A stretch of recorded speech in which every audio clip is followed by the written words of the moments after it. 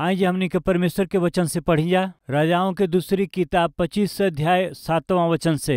उ लोग सिदकिय्याह के बेटा के उनकरा सामने ही घात कैले और सिदकिय्याह के आँख के फोड़ दिले और उनकरा के पीतल के बेड़ी से जकड़ के बेबीलोन के ले गईले। बेबीलोन के राजा नबूकदनेस्सर के 19वां वर्ष के 5वां महीना के 7वां महीना के अंगरक्षक लोग के प्रधान नबूजरदान जवन बेबीलोन के राजा का कर्मचारी रहले यरूशलेम में ओइले। उ यहोवा के भवन और राजभवन और यरूशलेम के सब घर के अर्थात हर एक बड़ा घर के का कैले आग लगा के जरा दिले। 13वां पद, यहोवा के भवन में जौन पीतल के खंभा रहे और कुर्सी और पीतल के हौद जौन यहोवा के भवन में रहे ओके कसरी तोड़ के ओकर पीतल के बेबीलोन के ले गईले। वो मंदिर में रहे वाला सगरी बर्तन के सगरी वस्तु के उ लोग नबूकदनेस्सर लेके चल गए। प्रिय यरूशलेम शहर खाली हो गई, कारण जानत हई जरा दिहल गईल। यरूशलेम के सगरी शहर पनाह ढा दिहल गईल रहे, फाटक के जरा दिहल गईल रहे। परमेश्वर के नगर कहाय वाला उ यरूशलेम नगर जला दिहल गईल, कारण जानत हई लोग मनमर्जी से जियले। यही से परमेश्वर के परवाह कैला बिना जियले। यही से परमेश्वर उनके चेतावनी दिहला पर भी यत्न से वो अपना भविष्यवक्ता के भेजले, तब वो आज्ञा ना मनले। प्रिय अंत में परमेश्वर जो ना नगर के प्रेम कैले ओके जो ना भवन पर परमेश्वर की आंख रोज लागल रहत रहे ओके भी शत्रु के हाथ में कर दिले। बेबीलोन देश से आयल नबूकदनेस्सर राजा सगरी यहूदी के उनकर जौन कुछ रहे सबके उ बंदी बना के गुलाम बना के लेके गईले। प्रिय 70 बरिस तक गुलाम और बंदी बन के उ बेबीलोन देश में रहलन। जा प्रिय लोग दुख उठौले, प्रिय तड़प उठले। प्रिय ऐसन गुलाम और बंदी बना के ले जाए वाला लोगन में दानियल रहले। प्रिय सद्रक मेशक अबेदनगो रहले। प्रिय इजरा भी रहले। हे प्रिय राजा लोग बदलत रहले। ऐसे बदलत समय में प्रिय लोग खुसरू राजा के शासन काल में परमेश्वर खुसरू से बात कैले, खुसरू गिरावल हमारा मंदिर के फिर से बनावे के बाटे, उ काम हम तोहके सौंपत हई। हमारा प्रजा के तू भेजा, उ जाके हमारा मंदिर के बनैहन जा। ऐसे कहला पर वो खुसरू राजा परमेश्वर के हुक्म मान के यहूदी लोग से कहले, हे लोगन स्वर्ग में रहे वाला परमेश्वर हमसे कहले हमें तू जाके अपना मंदिर के बनावा जा, जरावल गईल मंदिर के निर्माण करा जा। ई कह के भेजले। जब वो जाके मंदिर के बनावत रहले वो समय अर्थछत्र नाम के वो राजा के वहाँ के लोगन से गलत समाचार मिलला से तब वो मंदिर के निर्माण के काम के वो रोक दिहले। निर्माण के अनुमति नहीं के रोक दिहले। तब दारा राजा सिंहासन पर राज करे अइलन। रउआ के याद बा नबूकदनेस्सर राजा यरूशलेम के मंदिर में रहे वाला पात्र के लिया करके अपना वो देवता के मंदिर में रखले रहलन। नबूकदनेस्सर के मरला के बाद उनकर बेटा बेलशस्सर जब राज करत रहले वो एक दिन भोज के करौले। वहाँ भोज करावत समय उनकरा के पता नहीं काहे एगो बुरा सोच भइल। वो भोज में दाख मधु पियत समय नबूकदनेस्सर का बेटा बेलशस्सर का कहले जानत हई, यरूशलेम के परमेश्वर के भवन से हमारा पिताजी के जरिए मंगावल गईल वो पवित्र पात्र के जौन परमेश्वर के भवन में रहे के चाही लिया के वो पवित्र पात्र में दाख मधु के डल ले और हम सब मिल करके ओकरा के पियल जाई। लेके आवाजा। बेलशस्सर पागल वहां हो गई रहले। कहत हमें परमेश्वर के पवित्र पात्र में दाख मधु डाल के हम सब लोग पियल जाई। वैसे ही वो मंगवा दिले परमेश्वर के भवन में रहे वाला पात्र के। मंगवला के बाद वो पात्र में दाख मधु डाल के जब सब लोग पियत रहे वही समय में और देखी वही समय परमेश्वर का हाथ अचानक आके दीवार में लिखत रहे। ओके देख के बेलशस्सर थरथराए लगले। का लिखल रहे? मने तकेल उफारसीन ऐसन लिखल रहे। का समझ में न आयल, बहुत डर गईले। एकर अर्थ का हुए पूरा देश में पूछला से केहू बता ना पावल। तब बेलशस्सर के माँ नबूकदनेस्सर के पत्नी आके कहली, हमार बेटा बेलशस्सर इस संसार में हमहन के देश में महान ज्ञानी एक ही व्यक्ति हमें, उनकर नाम दानियल है। उनकरा भीतर परमेश्वर के आत्मा रहेला।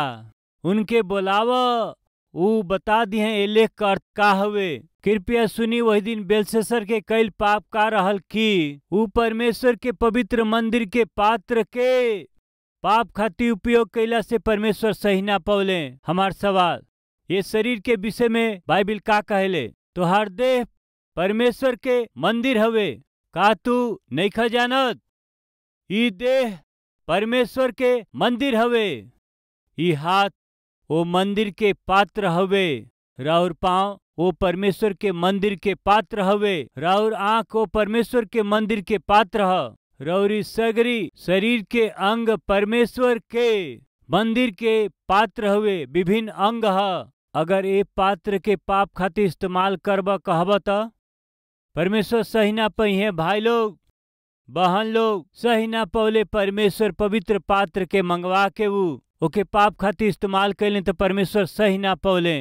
आज हमनी के बीच बाटे का केहू मंदिर रूपी देह के ही अपवित्र पाप में काम खातिर के उपयोग करे वाला केहू हवे तो सुनी जा, परमेश्वर सही ना पई है। तुहार देह परमेश्वर के मंदिर हवे, का तू नइखा जानत का? यदि ये देह के केहू नाश करी तो हमहू उनकरा के नाश करब, उनके सत्यानाश करब।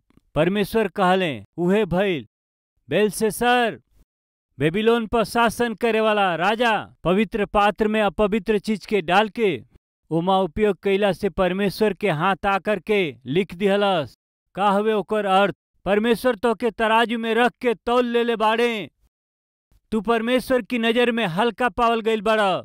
परमेश्वर तोहरा राज के कसदियन के राजा के सौंपे जात हमें। आज रात ही तू मरे जात हवा।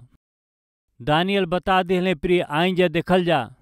रउआ के ई समझ में आवे के बा कि दानियल, यिर्मयाह, एजेकियल ये सब लोग एक ही समय के लोग हमें। दानियल तो बेबीलोन देश में रहले।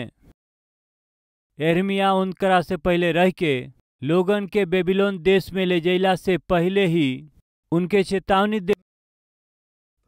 चेतावनी दिहला पर भी जब लोग ना सुधरले, तब वो बंदी और गुलाम बना के जब बेबीलोन देश में गईले त दानियल, सदरक, मेशक और एजरा ये सगरी लोग बेबीलोन देश में ले जायल गईले। ऐसे गुलाम के रूप में वो ले जाए गईला पर भी उनकरा आत्मिकता के कारण वो देश के प्रभावित करे वाला उत्तम स्थान के परमेश्वर उनके बेबीलोन देश में दिहले। ओकरा बाद का भइल हमनी जल्दी पढ़ के आगे चले के। प्रिय दानियल के किताब 5वां अध्याय 22 वचन से हम मिल के पढ़े के। तब हे बेलशस्सर जे उनकर बेटा हुआ और ये सब कुछ जानत रहला, तब तोहार मन नम्र ना भइल, वरन तू स्वर्ग के प्रभु के विरोध सिर उठा के उनके भवन के पात्र मंगवा के अपना सामने रखवावले और अपना प्रधान और रानी और रखेली समेत तू ओमा दाख मधु पियला और सोना और चांदी के, पीतल, लोहा, काठ और पत्थर के देवता जवन ना देखेलन, ना सुनेलन, ना कुछ जानेलन, उनकर तू स्तुति कैला। बाकी परमेश्वर के जेकरा हाथ में तोहार प्राण बा और जेकरा बस में सब कुछ तोहार चलल फिरल बाटे, उनकर सम्मान तू ना कैला। तबे ही ये हाथ का एगो हिस्सा उन्हीं की ओर से प्रकट भइल बाटे और इस शब्द लिखल गइल बाटे। जवन शब्द लिखल गइल बाटे ई बा, मने मने तकेल और ऊपर सीन। ये लेख का अर्थ मने यानी परमेश्वर तोहरा राज के दिन गिन करके ओकर अंत कर देले हमें। तकेल यानी तू माना तराजू में तौलल गईला और तू हल्का पावल गईल हवा। परेश अर्थात तोहार राज्य बांट करके मादी लोग और फारसी लोग के दिहल गईल बाटे। चेतावनी दिहले, बेलशस्सर तोहार काम हो गईल बा। तू परमेश्वर के पात्र के लिया करके ओके अपवित्र कैले हवा। तोहार काम हो गईल बाटे। तोहार राज तोहरा से ले लिहल जाता। बतावे से कम सुधरे के चाहिए ना, बतावे से कम पश्चाताप करे के चाहिए ना। यिर्मयाह भी वे कहले, सिदकिय्याह तोहार काम हो गईल। शत्रु राजा आवेला हमें तोहके बंधक बनावे वाला हमें, तोहर जीवन नाश हो जाई। कह दिले ना, सुधर ले का नहीं? बेलशस्सर सुधर ले का ना? कब मरले बेलशस्सर देखे के आई।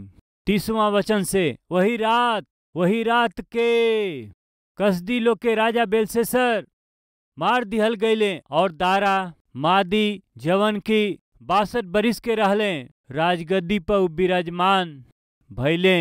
दारा राजा सिंहासन पर विराजमान भैले। पीछे जाए के एजरा के किताब 6वां अध्याय। बाइबल के यदि हम ध्यान से समझे के त ऐसन अद्भुत सच्चाई के हम सीख पावे के। एजरा के किताब 6वां अध्याय 1 वचन से, तब राजा दारा के आज्ञा से बेबीलोन के पुस्तकालय में जहाँ खजाना भी रहत रहे खोज कल गई मादा नाम के प्रांत में अहमता नगर में राजगढ़ में एगो किताब मिलल। राजगढ़ में एगो किताब मिलल जौना में ई वृत्तांत लिखल रहे। अब वहीं आगे देखे के 3 वचन। राजा खुसरू के 1 बरिस में उहे खुसरू राजा ई हुक्म दिहले कि परमेश्वर के भवन के विषय में जौन यरूशलेम में बाटे यानी वो भवन जौना में बलिदान कईल जात रहे उ बनावल जाओ और ओकर नींव दृढ़ता से डालल जाओ। ओकर ऊंचाई और चौड़ाई 60-60 हाथ के होखे। 5वां वचन। परमेश्वर के भवन के जौन सोना चांदी के पात्र रहे नबूकदनेस्सर यरूशलेम के मंदिर में से निकलवा के जौन बेबीलोन में पहुंचा देले रहले उ लौटा के यरूशलेम के मंदिर में अपना अपना स्थान पर पहुंचावल जाओ और तू ओके परमेश्वर के भवन में रख दीह। एके पढ़ के दारा राजा थरथराए लगले। प्रिय बेबीलोन नगर में यहूदी लोग ले जायल गए प्रिय गुलाम के रूप में ले जायल गए। परमेश्वर खुसरू राजा के आज्ञा दिले का हुक्म दिले मंदिर के निर्माण कर लोगन के तू भेजा। ये बात के सुन के राजा खुसरू मंदिर के निर्माण खातिर लोगन के भेजले यहूदी लोग के भेजले। बीच में 4था अध्याय में रवा देखब अर्थछत्र राजा के जब गलत समाचार मिलल मंदिर के निर्माण रुक गईल। दारा राजा से परमेश्वर वो ग्रंथ के जरिए बोलले।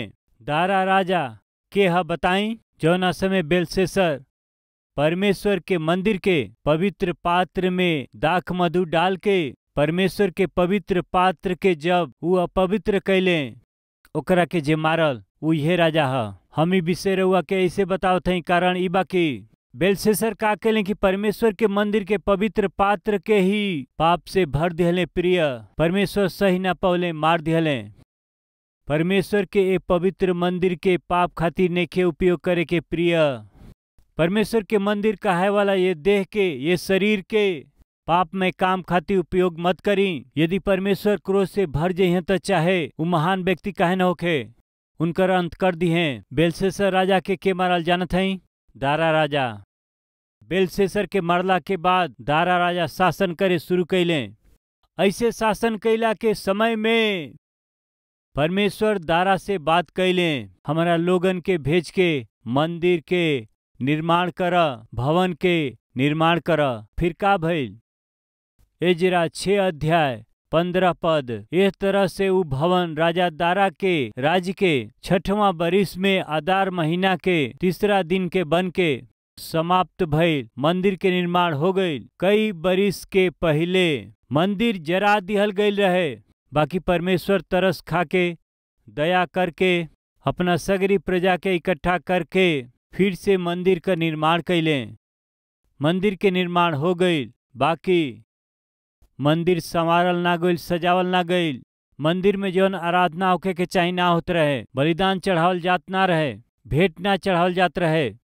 मंदिर के निर्माण हो गईल बाकी जौन सेवकाई वहाँ होके के चाही वो ना होत रहे। ऐसन समय में परमेश्वर एजरा के चुन लिहले। एजरा के परमेश्वर चुन के फारस के राजा जेकर नाम अर्थछत्र रहे वो परमेश्वर से अगुवाई पाके एजरा के बुला के जाकर के परमेश्वर के भवन के संवार द।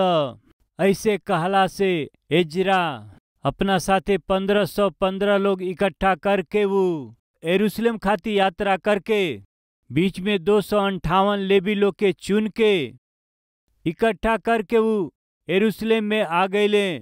बहुत ही वो आनंद से आइले। भेंट के साथ वो आइले।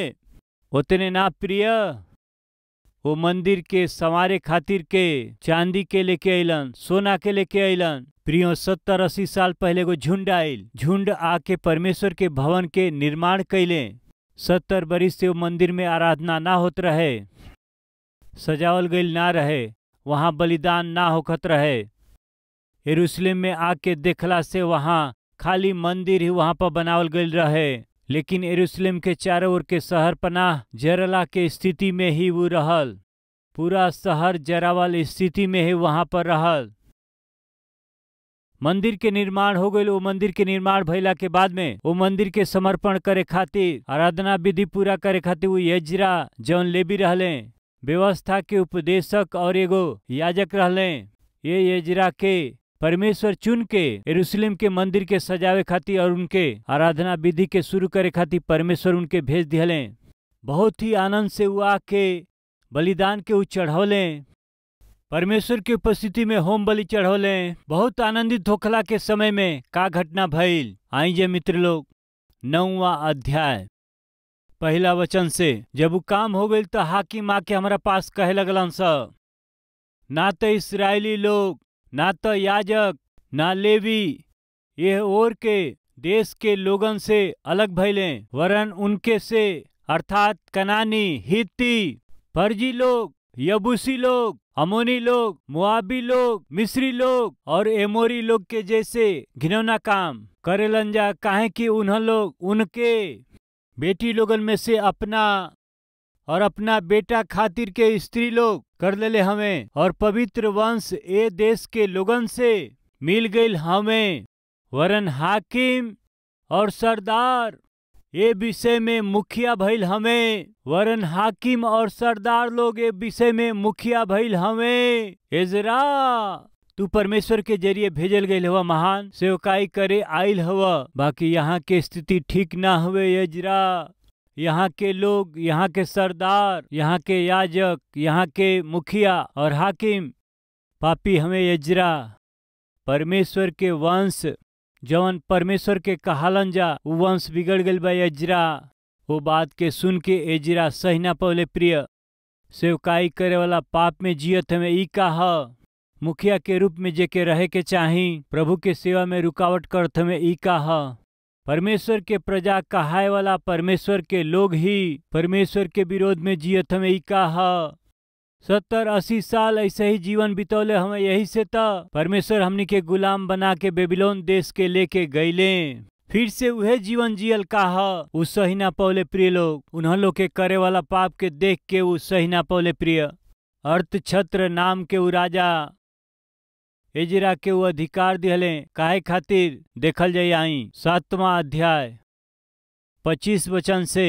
फिर हे एजरा तोहरा परमेश्वर से मिलल बुद्धि के मुताबिक जौन तोहरा में बाटे न्याय लोग के और विचार करे वालन के नियुक्त करा, जौन महानद के पार रहे वाला उन सगरी लोगन में जे परमेश्वर के व्यवस्था के जाने वाला हवे न्याय कैल करें, और जे जे उनके ना जानत होखे उनके तू सिखावल कर। जे केहू तोहरा परमेश्वर के व्यवस्था और राजा के व्यवस्था के ना माने उनकरा के फुर्ती से दंड दिहल जाओ, चाहे प्राण दंड, चाहे देश से निकालल गई, चाहे माल जब्त कैल गई, चाहे कैद कैल। एजरा तोहके अधिकार दे के भेजे तनी केहू भी तोहरा नजर में तोहरा परमेश्वर के व्यवस्था के विरोध में जिए तोहरा के दिखाई दिहला से तू उनके मृत्यु दंड दे सकेला, चाहे उनकर माल जब्त कर सकेला, चाहे उनकरा के देश से निकाल सकेला। हम तोहके अधिकार देत हई, जा परमेश्वर के इच्छा के अनुसार मंदिर के संवार के सेवा के शुरू करा। राजा एगो अन्य जाति हमें, फिर भी वो परमेश्वर के अधीन होके एजरा के भेजत हमें परमेश्वर के सेवा करा। जा केहू परमेश्वर के विरोध में काम करे तो उनके दंड द। ऐसन अधिकार दे के भेजला से एजरा के अइला के बाद वहाँ के लोग ऊपर से भक्त दिखाई देते हमें, बलिदान के चढ़ावत हमें, बाकी अंदर पाप से भरल बाणे। प्रिय लोग एजरा सही ना पौले। लोगन में फैलल ऊ पाप के देख करके पवित्र परमेश्वर के सेवक एजरा याजक अपना आपा खो दियले। उनकरा पाप के देख के उ रोवे लगले। उनके अधिकार रहल जे केहू परमेश्वर के इच्छा के विरोध में, व्यवस्था के विरोध में व्यवहार करत में उनके दंड देवे के अधिकार रहल, मृत्यु दंड दिहला के अधिकार रहल, देश से उनके निकालल जा सकत रहे, उनकरा पूरा घर के उ जब्त कर सकत रहले। एजरा वहां एक खातिर ना आइले कि अपन अधिकार चलावे या लोगन के धमकी दें, बाकी पवित्र परमेश्वर के लोगन के तैयार करे अइले। यह प्रिय जौन 7वां अध्याय में बाटे 10वां वचन आई जा देखी जा। काहे कि एजरा यहोवा के व्यवस्था के अर्थ के जान लिहला और ओकरा अनुसार कैला के और इजराइल में विधि और नियम सिखावे खातिर के अपना मन के लगौले रहले। एजरा कहाँ ले जानत हई? वचन के सिखावे के बा, वचन के अनुसार जिए के बाटे, वचन के अनुसार लोगन के अगुवाई करे के बाटे। ऐसे अपना मन में फैसला करके वहां आइला से देखला से वहां सब पापी रहले प्रिय, पाप में जीवन बितावत। जब वो लोग परमेश्वर के विरोध काम करत रहले उ सही ना पौले प्रिय, रोवे लगले, वो कुछ ना कैले, उनके दंड ना दिहले। तो हम लोग के सबके हम देश से निकालत हैं वो ना कहले, उन्हन लोग के उस श्राप ना दिहले। परमेश्वर के प्रजा कहाय वाला जब पाप में गिर के पाप में फसल रहले त और जब वो डूबत रहले, एजरा याजक का कैले कारण जानत हई? रोले प्रिय, रोले प्रिय पिता माता। बहुमूल्य पाठ के हमन के सीखे के बा। का हऊ राउर बेटा और बेटी संसार के अनुसार पाप में गिर के जब वो लोग बिगड़े लन जाता श्राप मत दिह। अपना क्रोध के प्रकट कैला के जरिए, आवेश के प्रकट कैला के जरिए कुछ ना हासिल करब। इजरा का कैले? उनके श्राप ना दिहले, दंड ना दिहले, अधिकार भैला पर भी का कैले? रोले प्रिय, रोले प्रिय, छाती पीट के वो रोले। का देख के? परमेश्वर के लोगन के पाप के देख के, पाप के वो देख के रोए वाला आज चाही। बच्चन के पाप खातिर आज रोए वाला माता पिता चाही। पति के पाप के विषय में, पत्नी के पाप के विषय में रो करके प्रार्थना करे वाला आज चाही। वही दिन एजरा रोले प्रिय, रोले प्रिय, रोले प्रिय, उपवास कैले, छाती पीटले, अपना कपड़ा के उफाड़ दिहले, रोवत रोवत ही वो भवन के आगे उगिरल रहले। लोग देखले 10वां अध्याय 1 वचन। जब एजरा परमेश्वर के भवन के आगे पड़ल, रो करके उ प्रार्थना और पाप के अंगीकार जब उ करत रहले, तब इस्राएली लोगन में से पुरुष लोग, स्त्री लोग, एगो बहुत बड़ मंडली उनकरा सामने खड़ा भइल और लोग उनकरा सामने बिलख बिलख के रोवत रहलन जा। बदलाव एगो भक्त के आंसू के जरिए लियावल गईल उ बदलाव, एगो आदमी के कईल प्रार्थना के जरिए आइल बदलाव। केहू प्रचार ना कैल, खाली रोले प्रिय। प्रिय पिता, शायद राउर बेटा प्रचार ना कर पाई हैं। प्रिय माँ, रौरी बेटा या बेटी के रुआ प्रचार ना कर पाए, रुआ उनकरा खातिर प्रार्थना कर सकिला। ये जरा उहे कैले, रोले रोले, बहुत रोले। फिर का भइल? एजरा के आंसू के प्रार्थना देश के प्रभावित कैलस प्रिय, देश के पवित्र कैलस प्रिय, लोगन के शुद्ध कैलस उ प्रिय, पाप में जीवन जिए वालन के वो अलग कैलस प्रिय। एगो व्यक्ति के प्रार्थना वहां देश के सुधार दिहलस। रौरी अकेला के प्रार्थना ही, रउआ एगो के प्रार्थना रौरी परिवार के उ सुधारी, रौरी परिस्थिति के उ सुधार देई। आंसू बहाए वाला प्रार्थना योद्धा उठे के हवे ये वचन के सुने वालन के, और हर एक परिवार में आंसू के साथ प्रार्थना करे वाला पिता उठे के बा, माता के उठे के बा, बच्चन के उठे के बा। ऐसे ने अनुग्रह परमेश्वर हम सबके देवे पावे। आई जे मिल के प्रार्थना करे के।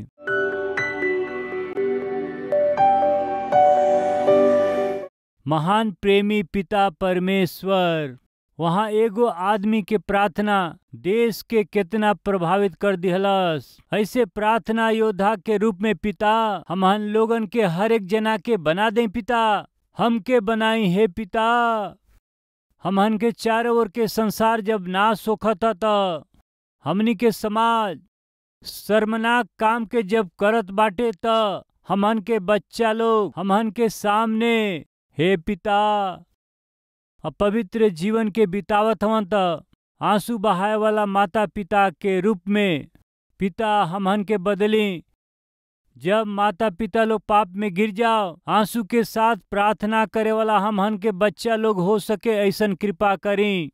पिता ई देह हमनी का राउर मंदिर ह, एकरा के हमनी के नाश करे के त रउआ हमनी के नाश करब। यदि रउआ हमनी के नाश करब तो हमनी के जियल मुश्किल हो जाई।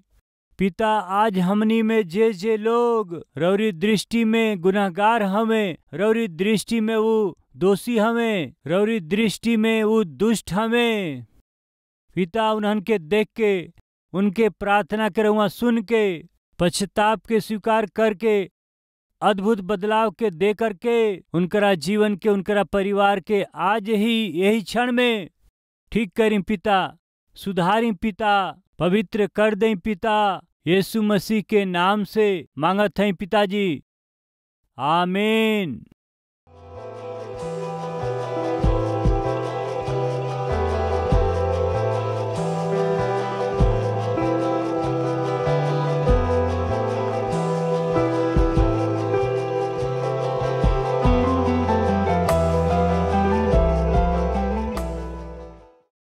आज कलवरी के आवाज के कई करोड़ लोग देखेलन, खाली हिंदी में नहीं, तमिलनाडु वाले तमिल में, कर्नाटका वाला कन्नड़ में, केरला वाला मलयालम में, उड़ीसा वाला उड़िया में, महाराष्ट्र वाला मराठी में, पश्चिम बंगाल वाला बंगाली में, पंजाब वाला पंजाबी में, यूपी बिहार भोजपुरी में, तेलंगाना आंध्रा वाला तेलुगु में, उर्दू भाषा में, पाकिस्तान, जम्मू कश्मीर, अफगानिस्तान, गल्फ देश वाला गुजराती, आसामी, नेपाली, इंग्लिश में, ऐसे भारत के हर एक मुख्य भाषा में प्रभु यीशु मसीह के उद्धार के सुसमाचार के प्रचार करे वाला सबसे पहला आराधनालय कलवरी टेम्पल हवे। काहे हमनी के इतना मेहनत करत हई जा, काहे हमनी के सुसमाचार के इतना भाषा में प्रचार कैला के प्रयास करत हई जा। ध्यान से सुनी जा, रोमियो के पत्री 10वां अध्याय 13वां वचन, काहे कि जे केहू प्रभु यीशु मसीह के नाम ले ऊ त उद्धार पाई है। के उद्धार पाई? जो यीशु मसीह के नाम ले ऊ उद्धार पाई है। यदि लोगन के उद्धार होखे के बा, यदि उन्हन लोग के पाप के माफी होखे के बा, तो उन्हन लोग के यीशु के नाम के बुलावे के बा। बुलावे के बाद तो विश्वास करे के पड़ी। विश्वास करे के बाटे तो प्रभु के बारे में सुने के बा। प्रभु के बारे में सुने के बा तो केहू के न केहू के सुनावे के बा। यदि केहू सुनावे वाला होखी तो उन्हन लोग के भेजे वाला भी केहू न केहू होखे के चाही। कलवरी की आवाज के मदद करे वाला का करत हमें जानत हई? ई सेवक जौना प्रभु के वचन के प्रचार करत हमें, रौरी मदद के जरिए ही प्रचार हो सकेला। हम जौना वचन के प्रचार करीला 17 अलग अलग भाषा में भारत के चारों कोना में पहुँचेला। खाली भारत में ही नहीं, हमारा पूर्व की ओर बांग्लादेश में, दक्षिण की ओर श्रीलंका में, उत्तर की ओर नेपाल में, पश्चिम की ओर पाकिस्तान में, अफगानिस्तान में, गल्फ कंट्रीज में कलवरी के आवाज का प्रचार होखेला। उनकरा अपना ही भाषा में, खाली अपना ही देश में नहीं, बाकी आस पास के सगरी देशन में हम सुसमाचार फैलावत हई जा। आवे वाला दिन में एशिया के हर एक देश में सुसमाचार के पहुँचाए वाला कलीसिया प्रभु हमके बनावे, ऐसन प्रार्थना हमहन जरूर करी। जौना सुसमाचार से हमनी के मुक्ति पौली जा, ओकरा के दूसरा के ना दिहल हाँ अच्छा ना हुए, फैसला करी जा। हमार उद्धार यही से भइल काहे कि केहू हमरा के प्रभु यीशु मसीह के बारे में बतावल। नाश होखे वालन के बचावे खातिर सुसमाचार सुनावे के बा। प्रभु से और प्रभु के वचन से प्रेम करे वाला एगो सेवक रौरी पासे बाड़े, जवन वचन के सफाई से काफी सहज रूप से ही हमार